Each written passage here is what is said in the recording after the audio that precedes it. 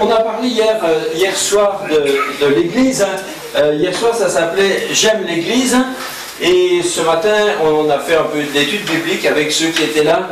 C'était plutôt, le thème s'appelait « Je grandis dans l'Église ». Et ce soir, j'aimerais parler de quelques disciples de Jésus qui s'appellent Pierre et Jean. Est-ce qu'il y en a qui connaissent Pierre et Jean? Oui. Oui, vous avez de l'âge alors, hein? Mais Pierre et Jean faisaient partie des 12. Et parmi les 12, il y en a 3 qui avaient un statut, un rôle un peu différent. Pierre, Jacques et Jean sont cités très souvent, les 3 ensemble, dans des épisodes particuliers. Souvent, quand il y a des choses spéciales qui se passaient, on dit que Jésus prit avec lui Pierre, Jacques et Jean.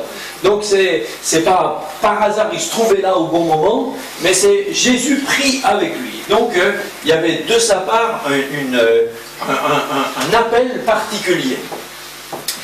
Ils étaient tous les 12 apôtres, mais le fait d'être tous les 12 apôtres ne veut pas dire qu'ils étaient égaux en appel, en onction, en rôle, en fonction, etc. Le même titre, le même terme ne veut pas dire que les gens font la même chose. Mais bon, ça c'est une autre chose. Et en particulier, je voudrais ce soir parler particulièrement de Pierre et Jean, parce que particulièrement ces deux-là apparaissent souvent ensemble dans des épisodes où ils sont tous les deux concernés.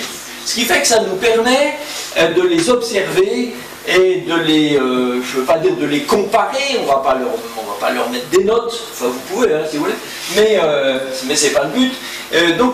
Mais de voir comment ils ont chacun répondu aux circonstances, comment ça s'est passé pour eux, voilà.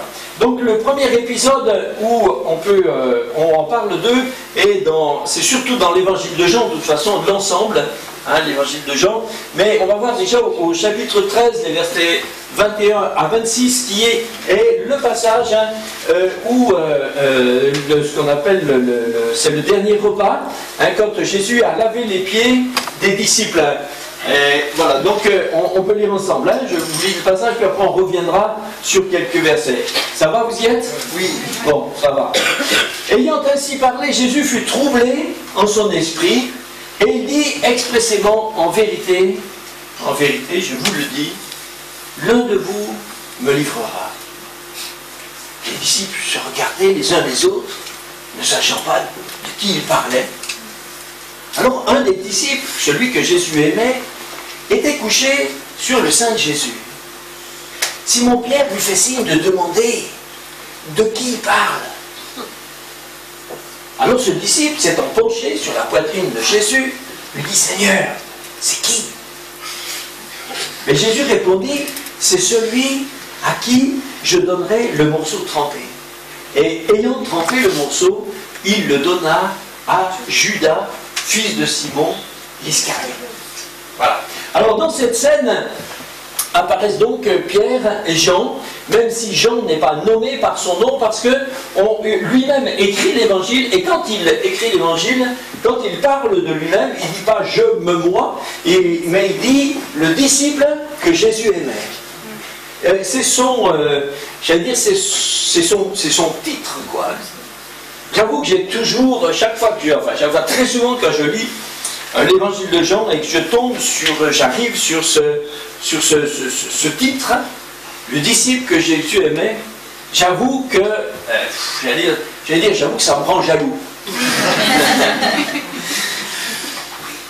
Non pas que je ne crois pas que Jésus m'aime, et je crois qu'il nous aime tous. Mais tout de même, si Jean parlait de lui-même en disant le disciple que Jésus aimait, c'est que ça représentait quand même quelque part une singularité. Parce que si on avait pu dire ça de façon exactement égale de tout le monde, alors à ce moment-là, ça n'a plus de sens. Mais ça a un sens parce que c'est quelque chose de singulier. Et bien sûr, Dieu nous aime, nous a tous aimés suffisamment, puisqu'il nous a aimés assez pour que Jésus, son Fils, soit mort sur la croix pour nous, comme le dit Jean 3,16 par exemple. Pourtant, je ne dis pas que Dieu fait des différences, mais la notion d'être aimé de Jésus, ou d'être, si on le disait autrement, d'être l'ami de Jésus, est une notion différente que d'être sauvé. Est-ce que vous pensez que tous les 12 disciples étaient des amis de Jésus? Je vois que vous hésitez là, après ce préambule-là. Oui, non? Mais sinon, on fait une votation. Non? Non, il y en a qui pensent oui. Oui, ceux qui disent oui. Personne. Vous êtes prudents. Ceux qui disent non. Personne non plus. Oui. Bon, d'accord. Bon, il y a une assemblée de Suisse. Alors, personne n'est ni faux, ni bon, bien au contraire. Alors, d'un certain sens, oui, d'un certain sens, non. Est-ce que vous avez remarqué que Jésus dit, par exemple, aux disciples, ce même soir, dans Jean 13, Jésus leur dit, ce soir, je vous appelle mes amis. Vous avez remarqué? Ça veut dire que ce soir, ça a forcément le sens de à partir de ce soir. Donc hier, non. Ils étaient déjà apôtres, mais pas encore amis. Vous avez noté? On peut être chrétien, sauvé, mais pas ami de Jésus. De combien de personnes dans la Bible dit-on qu'ils ont été amis de Dieu? Même pas une poignée. Dieu nous aime tous. Mais pour être l'ami de quelqu'un, il faut le fréquenter. Si vous ne fréquentez pas quelqu'un, vous n'êtes pas son ami. Si vous passez devant chez lui tous les matins, mais que jamais vous sonnez pour passer 2 minutes avec lui, c'est que vous n'êtes pas ami. Non? Oui ou non? Alors, vous avez des chrétiens comme ça, ils disent « Je suis ami de Jésus ». Mais ils n'ont jamais 5 minutes à lui consacrer. Sauf pour lui demander quelque chose. Mais on a tous des amis comme ça. On a tous des amis comme ça. Qui viennent vous voir quand ils ont besoin de quelque chose. Ring, oui, bonjour. Dis donc, tu ne peux pas me prêter ton... Voilà, voilà. Bon, voilà. La semaine suivante. Dis donc, ça m'ennuie, mais je sais que tu as un perforateur, tu pourrais pas... La semaine après, et quand il arrive, après on dit, bon, t'as besoin de quoi? Voilà. Est-ce que naturellement on dira c'est un ami? Après, ça dépend quel sens on met sous le terme. Mais c'est un peu opportuniste quand même. Alors les chrétiens, des fois, sont comme ça. Ils ne fréquentent pas Jésus, et de temps en temps, ils sonnent. J'aurais besoin d'une guérison, merci.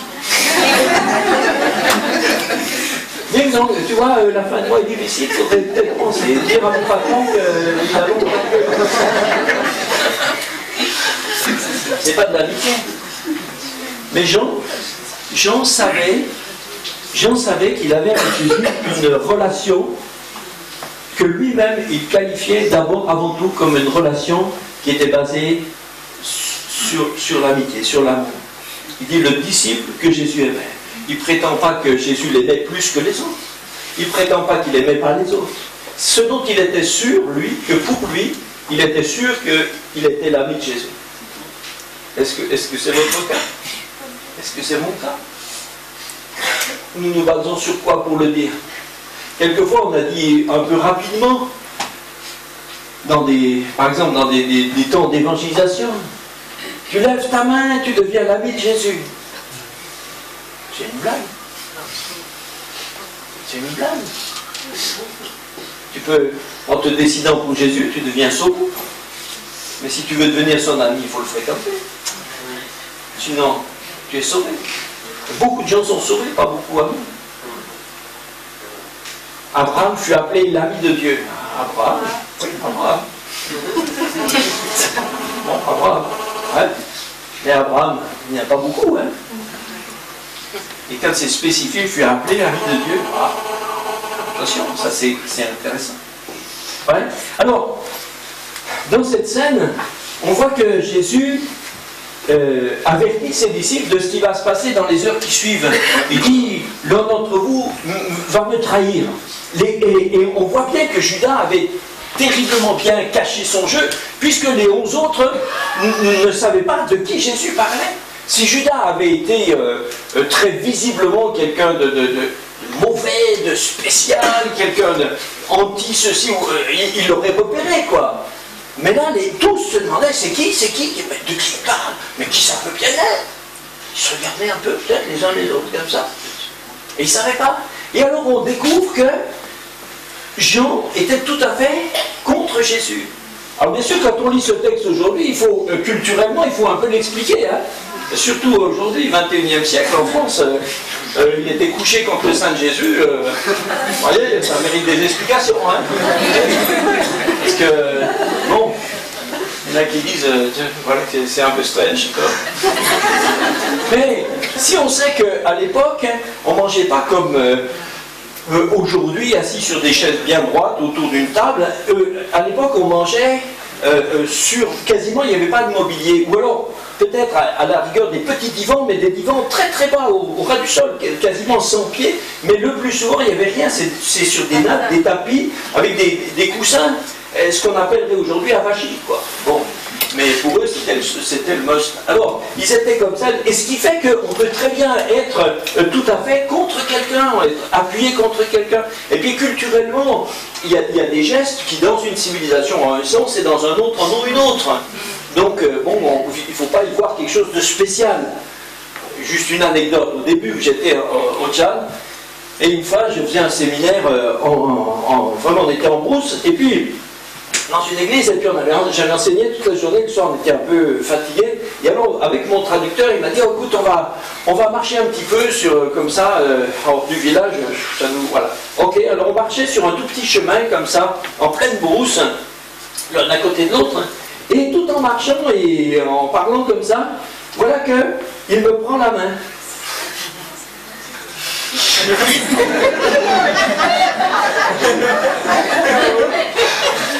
Et il m'a pris la main comme ça, quoi. Mais j'étais mal, hein. J'avais l'impression que toute mon ancienne église me regardait. Mais parce que chez eux, c'est juste, c'est courant, c'est normal. Voilà, mais alors je me suis forcé, mais j'avais plus mal. Voilà, donc c'est juste pour dire qu'il faut lire les gestes, les comportements. Il faut quand même les lire avec un tout petit peu quand même d'explication culturelle. Sinon on passe à côté de choses.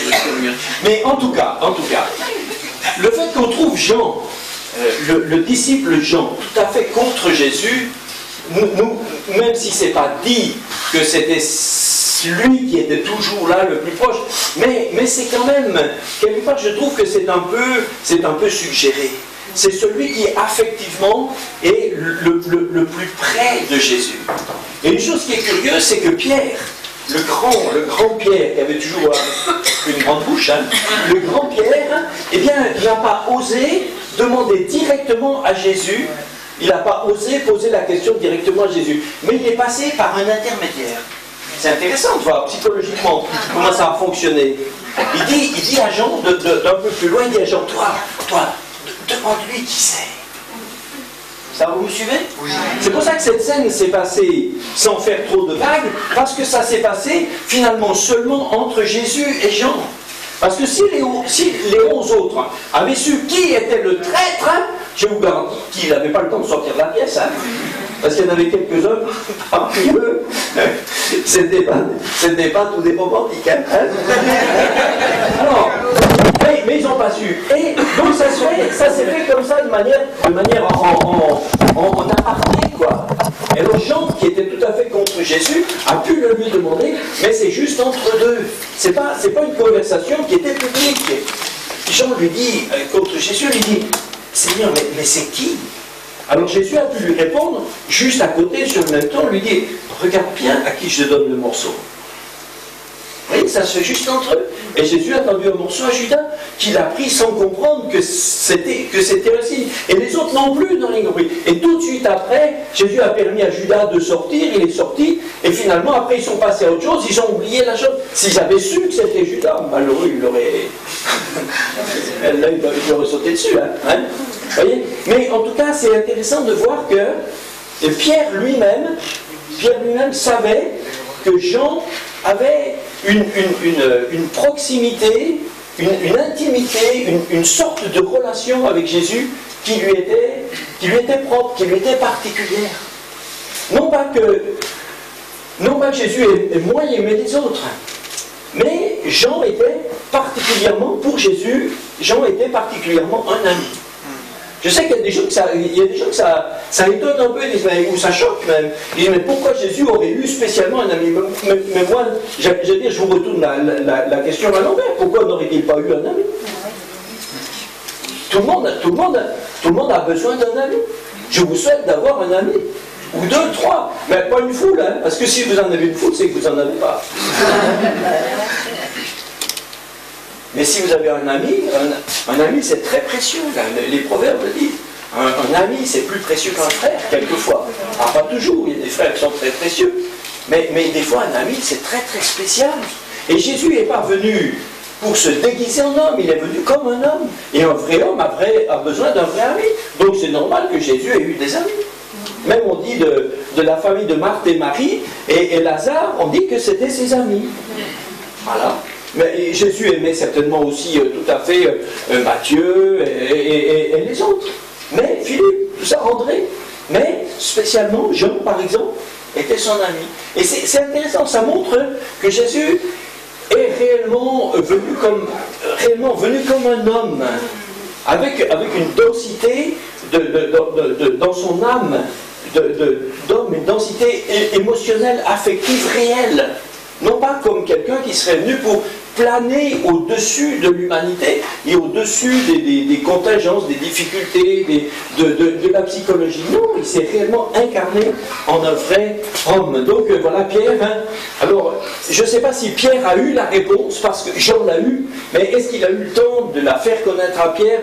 J'en doute. En tout cas, pas avant que Judas soit sorti, sinon ça aurait marqué quoi. Après, on peut comparer Pierre et Jean dans les heures qui ont suivi, où on voit que dans les heures qui ont suivi, eh bien, au moment où on est venu pour arrêter Jésus, vous connaissez cette scène où l'apôtre Pierre, quand Pierre a compris qu'on allait arrêter Jésus, vous savez que Pierre a sorti une épée. Hein. J'allais dire le pauvre, c'était gentil, mais c'est pas lui, c'est pas un soldat, c'est pas un guerrier, c'est un pécheur. Alors, il a sorti une épée, mais il ne sait pas bien s'en servir. Et il y avait en plus, il y avait plein de monde, il y avait toute une corde des soldats et des serviteurs, etc.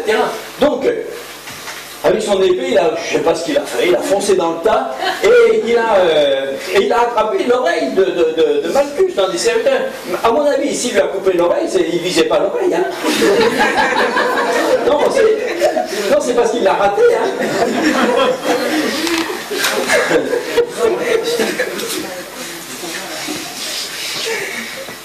Mais je pense que là, souvent on ne mesure pas suffisamment, parce qu'après on sait qu'il a renié. Alors après, quand on parle de son reniement, souvent on le charge.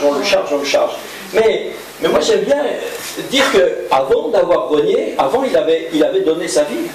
Parce que là, dans le jardin de Gethsémane, sortir une arme et s'attaquer directement aux forces romaines, officielles envoyées pour arrêter Jésus, s'opposer aux soldats romains, mais c'est suicidaire. C'est suicidaire. Normalement, si Jésus, par sa parole d'autorité, ne l'avait pas protégé, Pierre ne serait pas sorti vivant du jardin. Ah non, il l'aurait massacré sur place. C'est parce que Jésus a pris autorité que Jésus, bien que déjà lié, Jésus a pris autorité, il a décidé qui on arrêtait, qui on n'arrêtait pas. C'est Jésus qui a autorité. Et donc Jésus leur a dit, donc ceux-ci, vous les laissez partir. Et ils les ont laissés partir. C'est irrationnel. C'est irrationnel. Pierre aurait dû mourir. Il a offert sa vie.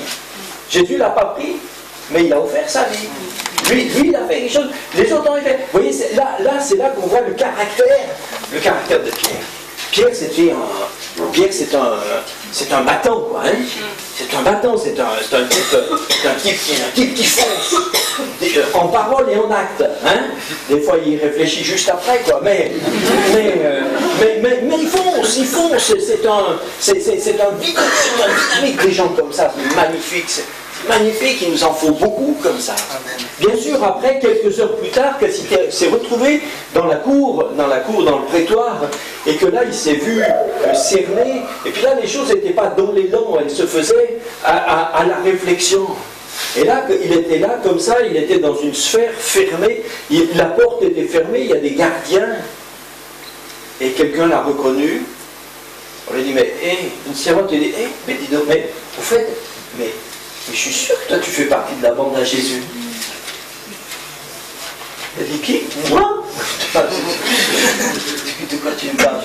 Je ne sais même pas de quoi tu me parles. Et après d'autres ont dit, mais on dit si, d'ailleurs, regarde, écoutez-le parler, il a l'accent des paysans de là-haut. Et Pierre s'est enfoncé.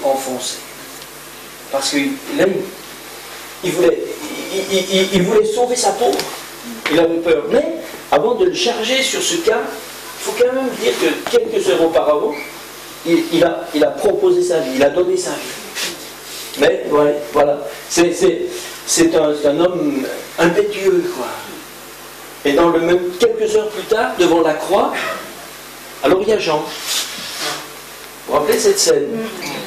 Jean était là devant la croix, et Jésus a dit, fils, voilà ta mère. Femme, voilà ton fils. Et par là, Jésus désignait que c'était maintenant Jean qui s'occuperait d'elle. Pourquoi Jésus a fait ça? Parce que Jésus était le fils aîné de toute la fratrie. Vous comprenez? Marie a eu, les noms même sont donnés dans le Nouveau Testament, hein, dans Marc. Jésus avait 4 frères, parce qu'on dit Marie toujours vierge, ça c'est un mensonge, vierge pour la naissance de Jésus. Après, elle a vécu maritalement de manière normale avec Joseph, qui lui a donné 4 autres garçons et plusieurs filles. Le nombre, on ne sait pas, mais en tout cas c'est au pluriel, on dit ses sœurs. Okay? Et donc, Jésus est le premier-né de ses au moins 7-8 frères et sœurs. Mais on sait que Joseph était décédé. La preuve, c'est que d'abord, après l'âge de 12 ans, on ne parle plus jamais de lui. Et puis tous les pères de l'Église s'accordent à dire que Joseph était décédé. Donc ça veut dire que Jésus était chef de famille après. Il avait une responsabilité. C'est une des raisons pour lesquelles il commence son ministère seulement à 30 ans. Parce que jusque-là, il s'est occupé aussi de ses petits frères et de ses petites sœurs. Voyez? Mais maintenant, quand il a 30 ans, les derniers ont peut-être 15-16 ans, peut-être. Voilà, maintenant tout le monde est libre. Mais Jésus ne va pas laisser sa maman toute seule. Comme c'est lui qui a la responsabilité. Et comme ses frères ne croyaient pas en lui, ils ne sont pas là, personne n'est là. Alors, il l'a confié à Jean. Voyez? Des fois, on dit, mais pourquoi Jésus a confié Marie à son disciple Jean? Mais j'allais dire, mais d'abord parce qu'il n'avait pas le choix. Jean était tout seul. Tous les autres s'étaient barrés. Ils s'étaient tous enfuis. Et ils n'avaient pas tort de s'enfuir. Hein, parce que dans la cour du prétoire, on posait des questions à Jésus sur sa doctrine. C'est bien écrit. On lui posait des questions sur sa doctrine et sur ses disciples. Et eux, ils étaient les lieutenants. Et dans ces cas-là, le plus simple pour supprimer un mouvement de rébellion, c'est de liquider tous les cadres. Donc effectivement, ils étaient tous dans le collimateur. Hein. Leur vie était en danger. Mais Jean avait un tel amour pour Jésus que ça lui a fait dépasser sa peur. Ça lui a fait dépasser sa crainte, ça lui a fait dépasser le péril, ça lui a fait dépasser la menace. Et donc il est là, devant la croix, où il y a des soldats autour. Les soldats pourraient mettre la main sur lui. Ils pourraient dire, attendez, lui, il en fait partie aussi. Jésus a été condamné. Mais il est allé plus loin, et Jésus lui a confié sa maman. Certains chrétiens, des fois, des disciples disent, oui, mais pourquoi moi, on ne me confie pas ceci, cela? mais des fois parce que tu n'es pas au bon moment, au bon endroit. Jean a eu cet insigne privilège, cet honneur, mais parce qu'il était là au bon endroit. Si tu es fidèle dans les petites choses, et si on te sait fidèle, si tu es au bon endroit, au bon moment, alors le Seigneur peut aussi te confier quelque chose. Vous voyez, ça c'est des leçons qu'il faut prendre. Donc on les voit tous les deux, Pierre et Jean, même si c'est un petit peu à distance, mais on peut les comparer un peu. Mais là où ça devient encore plus intéressant, c'est dans Jean 20, versets 1 à 10. Jean 20, versets 1 à 10. Donc là maintenant on est, 2 jours et demi plus tard, 3 jours après, on est quand Jésus est ressuscité le matin, le lendemain du sabbat. Hein. Le premier jour de la semaine, Marie de Magdala se rendit au sépulcre dès le matin, comme il faisait encore obscur. Hein. Et elle vit que la pierre était ôtée du sépulcre. Hein. Elle courut vers Simon-Pierre et vers l'autre disciple que Jésus aimait, donc ces gens, et elle leur dit, ils ont enlevé du sépulcre le Seigneur, nous ne savons pas où ils l'ont mis. Alors Pierre et l'autre disciple sortirent et allèrent au sépulcre. Ils couraient tous les deux ensemble, mais Jean courait plus vite que Pierre, il était plus jeune, je crois, et il arriva le premier au sépulcre. S'étant baissé, il vit que les bandes qui étaient à terre, cependant, il n'entra pas. Simon-Pierre, qui le suivait, arriva et rentra dans le sépulcre. Et vit les bandes qui étaient à terre et le linge qu'on avait mis sur la tête de Jésus, non pas avec les bandes, mais plié dans un lieu à part. Alors, Jean, qui était arrivé, le premier sépulcre, entra aussi et il vit et il crut. Parce que jusqu'à maintenant, avant, il n'avait pas encore compris que c'était selon l'Écriture que Jésus devait ressusciter des morts. Hein. Et les disciples s'en retournèrent chez eux. Alors, cette scène, donc de nouveau, vous voyez que Pierre et Jean étaient évidemment vraiment des copains, quoi. Parce que quand Marie de Magdala est revenue, elle les a trouvés ensemble, tous les deux, et certainement que tous les deux, sinon ils seraient venus, d'autres seraient venus aussi avec eux. La nouvelle était assez extraordinaire. Le corps de Jésus avait disparu, et je pense que tous ceux qui auraient été là seraient venus aussi avec. Hein. Alors pour comprendre pourquoi cette scène s'est passée si rapidement, c'est que, oui, le lieu du tombeau était à l'extérieur de Jérusalem, mais dans une partie qui maintenant est inclus dedans, parce que Jérusalem s'est agrandi, mais à l'époque c'était juste à l'extérieur.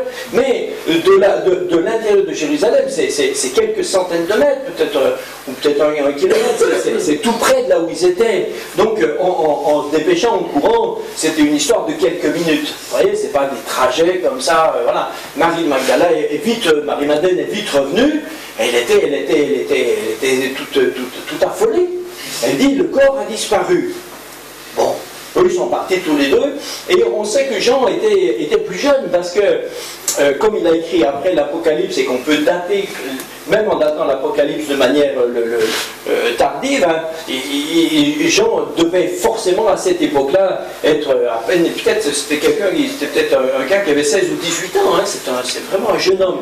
Et Pierre était vraisemblablement plus âgé que lui, il était déjà marié de ça. Et puis peut-être que Jean faisait plus de footing, enfin bon, c'est donc, il avait plus d'aptitude. En tout cas, il courait plus vite et est arrivé le premier. Bon. Mais là où vous retrouvez des questions de caractère, ce qui est intéressant, parce que le sépulcre, c'est une sorte de, comme une sorte de grotte, si vous voulez, hein, c'est une sorte de grotte. Et bien sûr, d'abord c'était le matin, c'était l'aube, donc il fait encore très sombre. Et puis de toute façon, dans une grotte, il ne fait jamais très lumineux non plus. Hein. Alors, Jean est arrivé, mais il va jusqu'au seuil. Quand il est arrivé au seuil, il n'osait pas rentrer. C'est ce qu'on nous dit. Il est arrivé, il a regardé comment c'était dedans.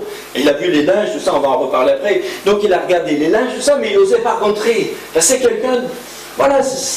Et Pierre est arrivé après. Mais quand Pierre est arrivé, lui, Pierre, il est foncé au fond. Vous voyez, ça c'est Pierre. Lui, Pierre, il s'embarrasse pas, il s'arrête pas, il est allé au fond, il regarde tout, il a tout visité. Du coup, comme il était rentré, du coup, Jean, qui est plus timide, bon, ça l'a enhardi, alors il est rentré aussi, moins vite. Alors ils ont regardé tous les deux. Et alors après, donc déjà là, vous voyez qu'on retrouve bien la personnalité toujours de nos deux gaillards. Hein. Et ce qui est intéressant, c'est de se demander pourquoi il est écrit Jean vit et crut. D'abord, c'est pas écrit ils virent et crurent. C'est écrit de Jean, il vit et il crut. Donc ça ne concerne que lui. Mais, donc quand on dit il crut, c'est intéressant de se demander il crut quoi? Qu'est-ce qu'on peut croire à propos de quelqu'un qui est mort? En dehors du fait qu'il est mort. Ce qui ne demande pas de croire. Mais la seule chose qu'on puisse comprendre dans cette affirmation, il crut, ça veut dire qu'il crut à la résurrection. Amen. Ok? Sinon la phrase n'a aucun sens. Il crut. Alors maintenant, après on dit, mais qu'est-ce qui, dans ce qu'il y avait dans le tombeau, qu'est-ce qui a pu l'amener à croire? Croire quoi? Et malheureusement, les traductions qu'on a généralement ne nous rendent pas compréhensible cette scène. Et pour le comprendre, il vaut mieux repartir de ce qui s'est passé plutôt que des traductions. Qu'est-ce qui s'est passé? Eh bien, tous les évangiles nous disent clairement, les 4 évangiles nous disent clairement que Jésus, quand Jésus est mort, on l'a mis dans un linceul. Vous savez ce que c'est qu'un linceul? C'est un grand drap funéraire. On met le drap par terre, le corps dessus, et après, le drap repasse par-dessus la tête et revient sur la personne. Les 4 évangiles disent qu'il a été mis dans un linceul. On dit même, dans Jean, l'évangile de Jean dit clairement qu'on l'a préparé comme le font les Juifs. Mais malheureusement, à cause de tout ce qu'on sait de l'égyptologie et des tableaux, très souvent les gens croient que Jésus a été entouré de bandes ou de bandelettes. Mais ça c'est pas juif, ça c'est égyptien. Rien, les Juifs n'ont jamais entouré qui que ce soit avec des bandes ou avec des bandelettes. En tout cas, pas en Palestine. Ok? Donc, et les évangiles ne disent pas ça. Donc, Jésus a été mis dans un linceul, ok? Et on l'a préparé. Donc, quand il est dans ce linceul, et que Jésus, le matin, ressuscite, qu'est-ce qui se passe? Il ressuscite. Alors, oui, pardon, il y a le linceul, et puis il y a un deuxième, on parle d'un deuxième linge. Le deuxième linge dont on parle, c'est celui dont il est écrit, celui qu'on avait mis autour de sa tête. Bon, je suis désolé pour les détails, mais le mouchoir comme autour de sa tête, c'est ce qu'on appelle le suaire, c'est en grec c'est le soudarion, ça vient du mot de la sueur. En gros, c'est un mouchoir, c'est un grand mouchoir qu'on prend par deux coins, qu'on enroule comme ça, et qu'on attache autour de la tête avec un nœud, tout simplement pour fermer la bouche du mort. Voilà. Voilà, c'est le linge qu'on avait mis autour de sa tête. Donc il y a ce linge qui est autour de sa tête, et puis il y a le suaire qui l'enveloppe. Mais quand Jésus ressuscite le matin de Pâques, qu'est-ce qui se passe? Eh bien, quand son corps quand il récupère un corps glorifié, on sait que ce corps, maintenant, n'est plus astreint aux limitations de la matière et des molécules. La preuve, c'est que Jésus se manifeste où il veut, quand il veut. Il rentrera dans l'après-midi, il va rentrer dans la chambre haute, quoi qu'elle était fermée à clé, etc. Tout d'un coup, il fut au milieu d'eux. Donc quand Jésus, son corps ressuscite, est-ce que vous croyez que Jésus est ressuscité? Il a ouvert un œil, il dit « Ah, je suis ressuscité !» Donc, et puis, non, je caricature, mais comme si... Ne lis pas,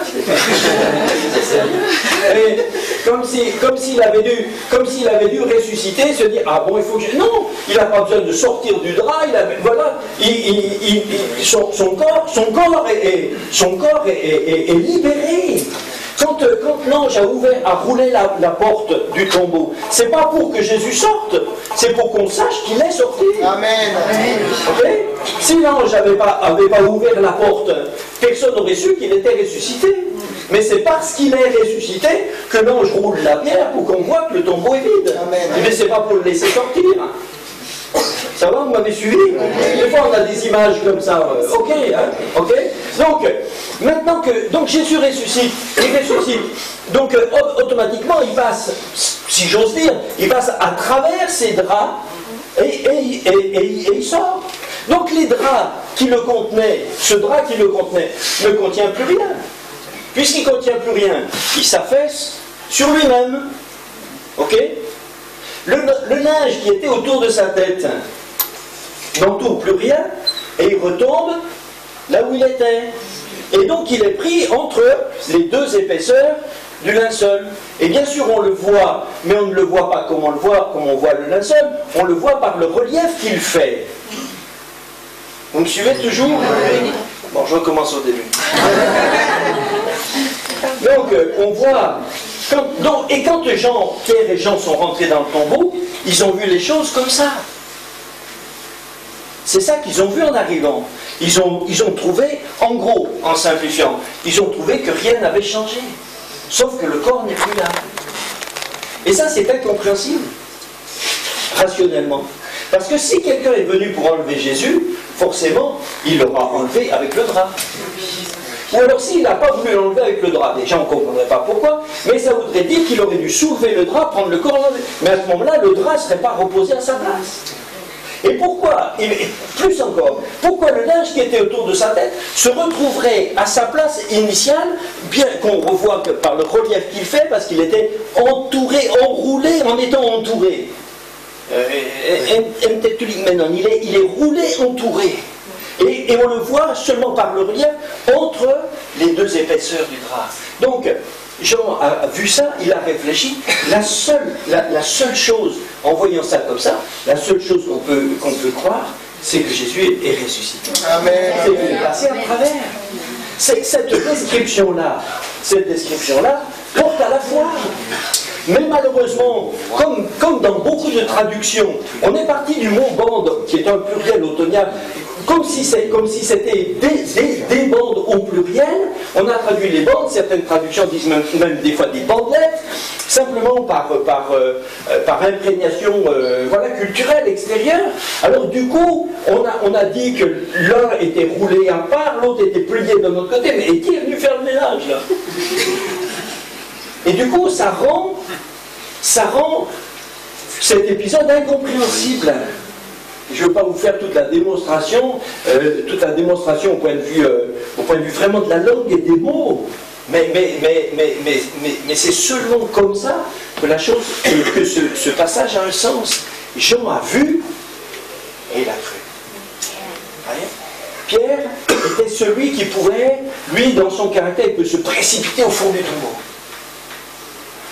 Mais il n'a pas cette sorte d'intuition spirituelle.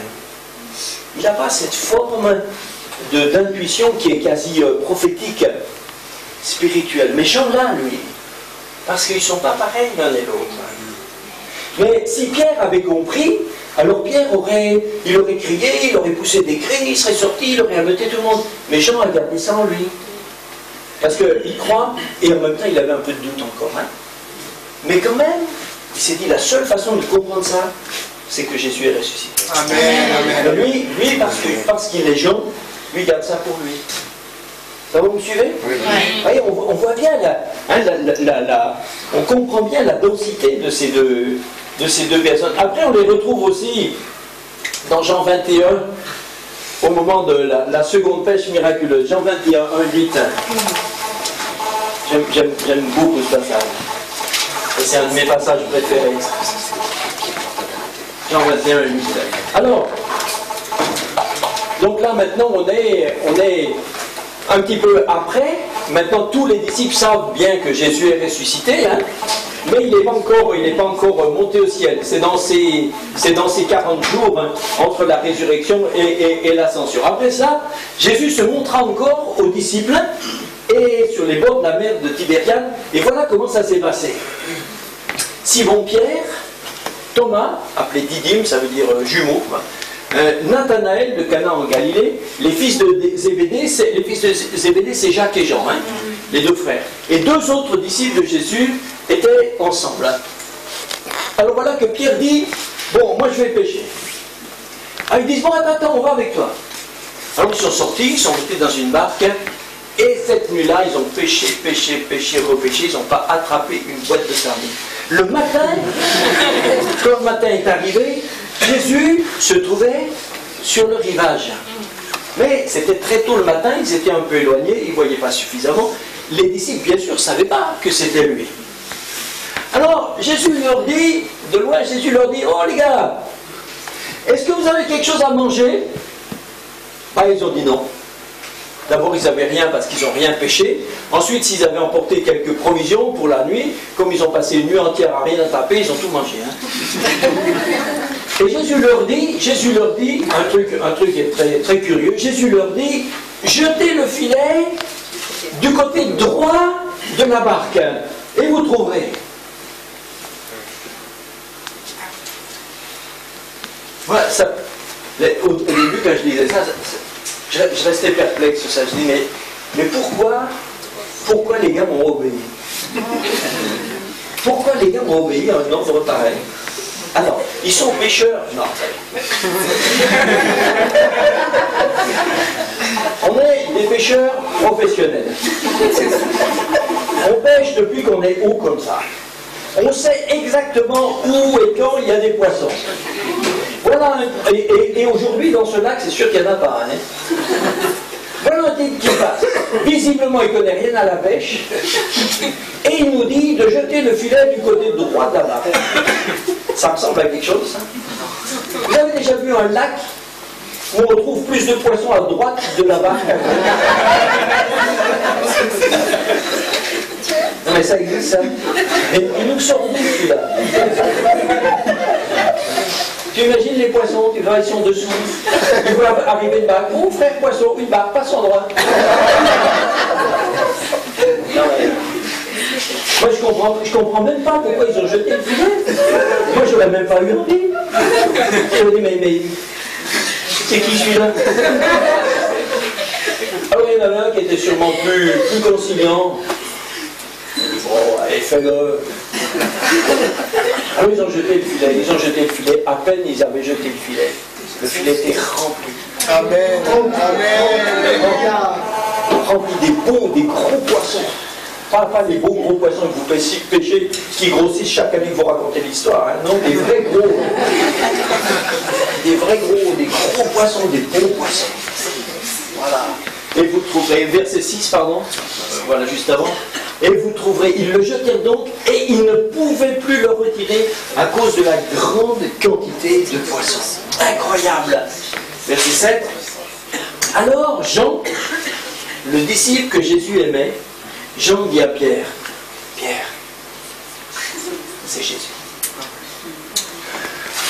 Quand Pierre a entendu que c'était Jésus, il a mis vite son vêtement, sa ceinture, et il est parti en crawl. Parce que c'est Pierre.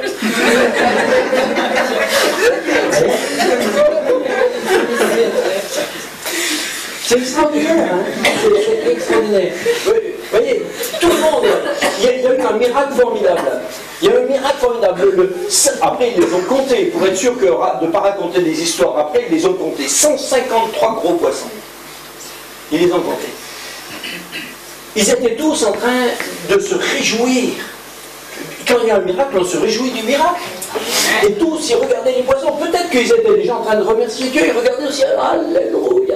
Ils remerciaient Dieu, peut-être qu'ils sautaient, ils dansaient dans la barque. On ne peut pas trop. Mais dans une barque, il faut être prudent. Mais Jean fonctionne différemment. Lui, au lieu de sauter, danser, il a regardé le monsieur. Et maintenant, lui, il sait. Lui, c'est ça. Ça, c'est Jésus. Mais si Pierre avait compris, Pierre aurait poussé des hurlements. Mais Pierre n'a pas compris. C'est Jean qui comprend. Parce que c'est Jean qui est un prophète. C'est Jean qui a cette spécificité, cette sensibilité que Pierre n'a pas. Et oui, Jean, lui, il réagit toujours soft. Il réagit comme Jean. Il pousse juste Pierre du coude et dit Pierre, c'est Jésus. Quand Pierre comprend que c'est Jésus, Alors lui, il bondit.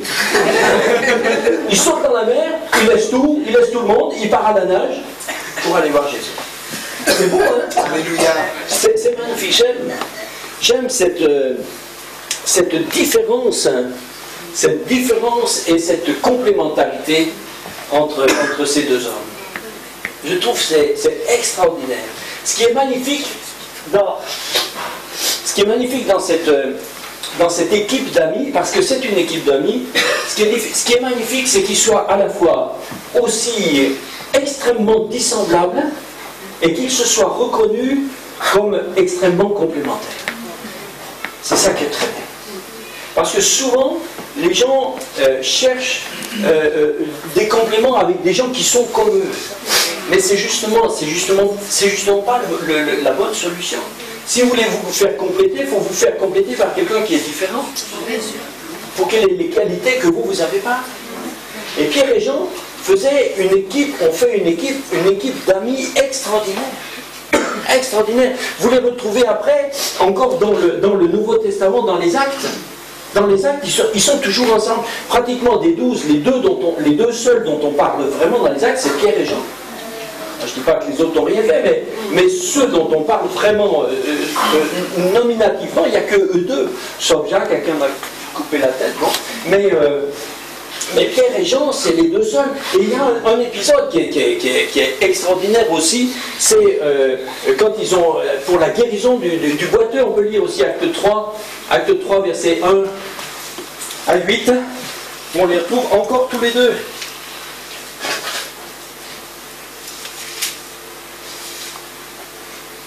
Voilà, Pierre et Jean montaient ensemble au temple à l'heure de la prière, c'était la 9e heure. Hein. Et il y avait un homme boiteux de naissance qu'on portait et qu'on plaçait tous les jours à la porte du temple appelée la Belle pour qu'il demande l'aumône à ceux qui entraient dans le temple. Hein. Donc on comprend que c'est ce qu'on fait avec lui tous les jours. Et cet homme, voyant Pierre et Jean qui allaient entrer, leur demanda l'aumône. C'est-à-dire, il a fait avec eux comme il faisait avec tout le monde. Et Pierre, avec Jean, fixa les regards sur lui et lui dit: regarde-nous, là, par ici, dans cette région-là. Et il les regardait, et lui, bien sûr, les regardait attentivement, parce que, du coup, il s'attendait à recevoir d'eux quelque chose. On peut rester là 2 secondes. Parce que, quand un mendiant s'adresse à des passants, la plupart du temps, les passants lui donnent quelque chose, j'allais dire, c'est des passants, donc en passant. Alors il lui donne quelque chose, mais comme ça, quoi. Mais là, tous les deux se sont arrêtés devant lui. Ils lui ont dit: regarde-nous. Donc c'était une relation spéciale, c'est différent. Du coup, puisque ces gens s'arrêtaient et le regardent comme ça, donc il était sûr, maintenant il était sûr qu'ils allaient lui donner quelque chose. Et même, puisqu'il prenait du temps et qu'il lui parlait, ils allaient même sûrement lui donner un peu plus. Alors vous me suivez toujours? Ok. Verset suivant. Verset 6. Alors Pierre lui dit: je n'ai ni argent ni or. Alors l'autre pauvre, c'était là. Mais ce que j'ai, je te le donne. Au nom de Jésus-Christ de Nazareth, lève-toi et marche. On reste là 2 secondes. Voilà, merci. Alors, ceux que vous connaissez l'histoire, est-ce que l'histoire dit qu'après ça, il s'est levé et qu'il a marché? Et tout, non?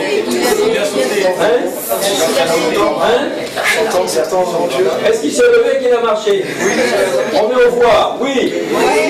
Non. Non, c'est pas levé, non? C'est Pierre qui l'a levé. Non, mais c'est pas pareil. C'est pas pareil. C'est pas écrit, il se leva. Pourquoi? Mais parce que lui, il comprenait même pas ce qui se passe. Lui, il s'attendait à rien du tout. Lui, il voulait une pièce. Peut-être à la rigueur un billet. Mais Pierre lui a dit: je n'ai rien à te donner. Mais ce que j'ai, au nom de Jésus, je te marche. Ça c'est une phrase qui n'a aucun sens. Ça n'a aucun sens pour lui, il ne sait pas ce que ça veut dire. On n'est pas dans une réunion de prière, il n'a rien demandé, il est juste en train de faire l'aumône. Et tout d'un coup, l'aumône se traduit en une phrase qui lui dit rien. Et comme il ne se levait pas, alors c'est écrit dans le verset suivant, c'est écrit Pierre, l'ayant pris, l'a levé, verset 7, et le prenant par la main droite, il l'a fait lever, parce que Pierre, c'est Pierre. Hein. Il a dit au gars, lève-toi, le gars se lève pas, il l'a pris, il l'a mis debout. Hein. Non, il faut faire attention, tous les mots ont leur importance. Hein. Il a fait lever, il a mis droit debout. Mais l'autre, il devait être terrorisé. Il était terrorisé. Il ne faut pas imaginer qu'il avait de la foi. Lui, il n'avait pas de foi du tout. Celui qui avait de la foi, c'est Pierre. Et celui qui avait de la foi, c'est Pierre et Jean. Lui, il n'avait rien. Lui, il avait une gamelle. Il avait une gamelle. Miskin.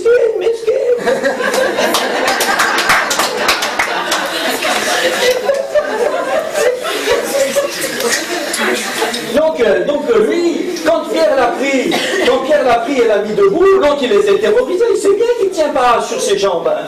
Depuis sa naissance, c'est écrit, c'est verset 2, il était boiteux de naissance, c'est-à-dire que de sa vie, il ne s'est jamais tenu droit sur ses jambes. On dit boiteux c'est un euphémisme, hein. Il était tellement...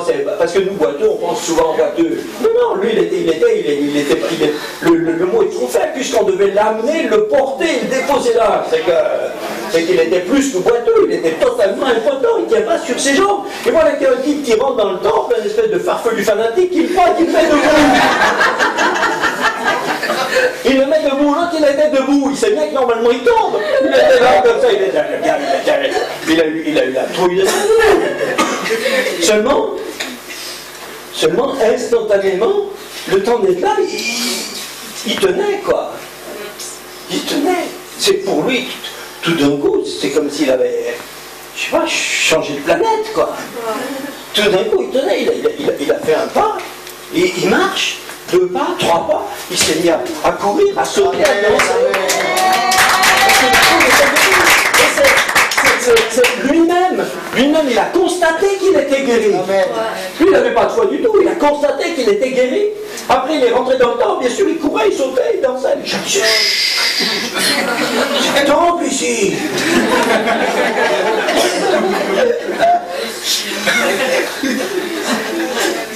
Il sautait, il était content. Oui. Mais vous voyez, Pierre et Jean sont différents. Ce que Jean a quelquefois, que Pierre n'a pas, mais Pierre a quelque chose que Jean n'a pas. Vous voyez, Pierre a cette hardiesse dans la foi. Jean a cette finesse dans la présence de Dieu, dans la contemplation de Dieu. Ils n'ont pas les mêmes qualités. Ils sont tous les deux très forts, hein. Mais complémentaires, c'est pas les mêmes. C'est pas les mêmes. Et moi, je trouve extraordinaire que dans le livre des Actes, des gens si dissemblables aient pu travailler ensemble. Ça, c'est extraordinaire. Ça, c'est vraiment un truc, c'est un truc formidable. C'est formidable. Et c'est pour ça que je pense que dans l'Église, quelques-uns d'entre nous, vous êtes un peu reconnus dans Pierre. D'autres se sont un peu reconnus dans Jean. Et puis on est tous quelque part un petit peu, si on faisait une espèce de curseur, on est tous un petit peu quelque part, entre les deux, plus ou moins près de l'un l'autre, ou encore différents sur un autre axe. Mais ce qui est important, c'est que nous nous reconnaissions si différents et si complémentaires. C'est que nous revenions à cette idée que l'Église est la famille de Dieu, qu'elle est le corps de Christ, que nous y sommes membres les uns des autres, hein, et que membres les uns des autres, nous pouvons vraiment travailler ensemble, nous faire du bien, nous supporter, ne pas être en compétition d'aucune façon, ni entre ceux qui sont responsables et ceux qui ne le sont pas, ceux qui prêchent et ceux qui ne prêchent pas. Ces comparaisons-là viennent de la chair, mais que nous puissions nous reconnaître comme étant complémentaires dans la vocation simplement de servir Dieu. La vocation de servir Dieu. Frères et sœurs, je ne veux pas... Voilà. On pourrait aussi voir comment, dans le réveil de Saint-Marie, il y a aussi des choses où on pourrait aussi les comparer, etc. Mais bon. Mais nous avons des personnalités différentes, et Paul dit, nous avons des dons différents. Romains 12, 6. Romains 12, 6, puisque nous avons des dons différents. Nous avons des dons différents selon la grâce qui nous a été accordée. Alors que celui qui a le don de prophétie l'exerce et celui, etc., celui et celui et celui. Mais nous avons, mais le texte ne dit pas, puisque quelques-uns d'entre nous, nous avons des dons. C'est écrit, puisque nous, et nous, c'est nous tous. Nous tous, nous avons des dons différents. Donc nous tous, nous sommes concernés. Donc nous tous, avec des dons différents, nous pouvons nous compléter et faire ensemble l'œuvre de Dieu. Amen. Nous tous, nous pouvons aimer notre prochain, nous reconnaître des qualités, des situations, des niveaux de culture, de richesse différents. C'est magnifique que dans l'Église, des riches et des pauvres peuvent être assis ensemble, louer Dieu ensemble, sans supériorité et sans amertume. L'Église est un endroit extraordinaire, c'est mystérieux, c'est la sagesse de Dieu. Nous pouvons nous accepter. 1 Jean 4, 11. Je termine avec ce verset, 1 Jean 4, 11, bien aimé, si Dieu nous a ainsi aimés, nous devons aussi nous aimer les uns les autres. Si Dieu nous a ainsi aimés, nous devons aussi nous aimer les uns les autres. Différents et complémentaires. Amen. Amen. Alors qui veut servir comme Pierre? Qui veut servir comme Jean? Qui veut servir comme Pierre et Jean?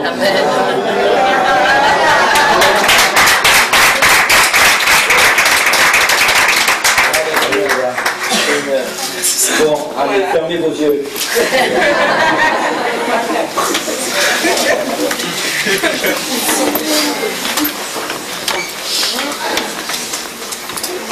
Oh Seigneur Dieu Tout-Puissant, nous sommes tellement émerveillés devant la richesse de ta parole, devant sa profondeur, sa complexité. Seigneur, nous avons seulement effleuré la surface et pourtant nous sommes émerveillés. Oh Seigneur, comme nous serons davantage émerveillés chaque fois que nous te comprendrons un peu plus. Seigneur, je te prie pour que nous puissions te connaître par l'Esprit, te connaître par la révélation de l'Esprit. Seigneur, nous te prions que le Saint-Esprit nous conduise dans la vérité. Pour que, comme le dit ta parole, pour que ton nom, son onction nous enseigne et que l'Esprit nous conduise en toi. Seigneur, je te prie pour que chacun d'entre nous ce soir, nous puissions vraiment bénéficier de la révélation de la parole de Dieu. Que rien de tes mystères ne soit caché à aucun d'entre nous. Que nous puissions connaître ta puissance, ta majesté, ta sainteté, la gloire de Christ, la perfection de son œuvre, l'amour du Saint-Esprit. Entrer dans tes plans et croire, Seigneur, en notre chacun, en nos dons différents pour te servir. Seigneur Dieu, Seigneur, je te prie pour que ce soir, cette Église, l'Assemblée de Dieu, ici à Beau-Soleil, soit cet endroit où Jésus est élevé. Amen, amen, amen. Cet endroit où la gloire de Christ apparaît. Amen. Cet endroit où les enfants que Jésus a rachetés pour en faire des enfants de Dieu pour son Père, que ces enfants puissent s'aimer et se faire du bien les uns aux autres. Merci Seigneur. Merci Seigneur. Oh Seigneur, Seigneur, je te prie pour que ce soir, s'il y a encore au milieu de nous quelqu'un qui n'aurait jamais dit à Jésus de rentrer dans son cœur, je vous en prie, faites-le maintenant. Amen, amen, Faites-le maintenant, faites-le maintenant. Faites-le maintenant, il vous appelle parce qu'il vous aime. Avec le temps, vous allez devenir ami avec Jésus. Vous allez le fréquenter, vous allez apprendre à le connaître et vous allez devenir un ami de Dieu. Amen, amen, amen. Laissez Jésus prendre la place. Laissez-le guider votre vie. Je prie pour ceux qui n'ont jamais vraiment décidé de se mettre au service du Seigneur. Seigneur, donne-leur maintenant de prendre cette décision.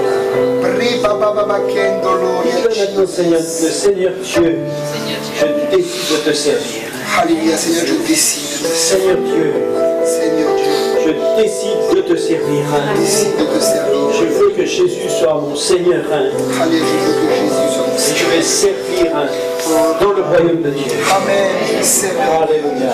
Alléluia. Donne-moi la force. Alléluia. Donne-moi des talents. Donne-moi des dons. Ouvre-moi des opportunités. Amen. Seigneur. Et je vais m'en saisir. Parce que je veux te servir. Amen. Alléluia. Merci Seigneur. Lèvons notre bouche pour le Seigneur. Alléluia. Merci.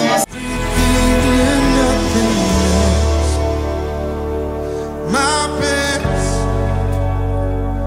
my heart, you deserve my